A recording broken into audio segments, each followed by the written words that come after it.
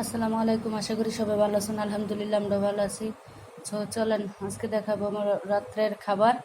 আমি বানাবো বেগুন ভর্তা, আর অলরেডি আমি টমেটো দিয়ে তেলাপিয়া মাছ রান্না করেছি। বানাবো বেগুন ভর্তা। বেগুনটা আমি পুড়ে নিয়েছি, পুড়ে ছিলে নিয়েছি, আর হচ্ছে আলু ভর্তা।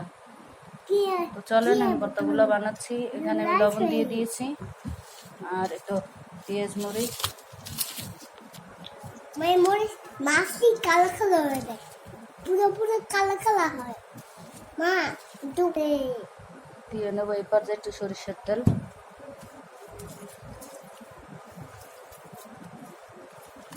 দিয়ে দিব একটু ধনে পাতা, আবার আর একটু সরিষার তেল দিয়ে নিব।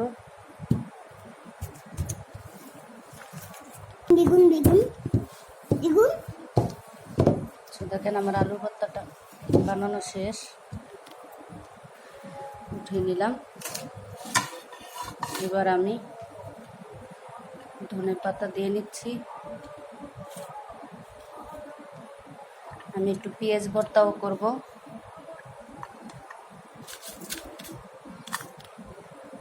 লবণ দিয়ে নিচ্ছি, মরিচটা ডলে নিচ্ছি, দিয়ে দিব সরিষার তেল, ভালোভাবে ডলে নিব। আমার পেঁয়াজ ভর্তাটা বানানো হয়েছে, এখন বানিয়ে নেব বেগুন ভর্তাটা। দিয়ে দিলাম লবণ। বেগুন ভর্তাটা বানাবো কাঁচামরিচ দিয়ে, আর ধনে পাতা দিলাম, একটু ডলে নিব। কমেন্ট করে জানাবেন আপনারা কে কে এরকম আমার মতো বেগুন পুরে ভর্তা বানায়, কাঁচামরিচ দিয়ে ভর্তা বানায় খান। সো আপনি জানাবেন। একবার বলো আবার বলো। তুমি চ্যানেলটা সাবস্ক্রাইব করে দিবেন। দিয়ে দিলাম সরিষার তেল। এবার ভর্তাটা ডলে নিব এইভাবে। এটা হচ্ছে আমার হাজব্যান্ডের অনেক পছন্দের ভর্তা। আমি যদি এইভাবে ভর্তাটা বানাই তো অনেক পছন্দ করে বেগুন ভর্তাটা কাঁচামরিচ দিয়ে।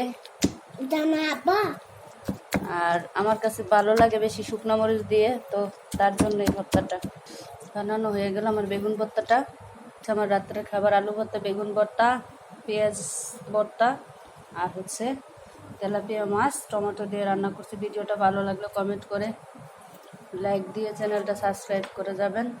আল্লাহ হাফেজ।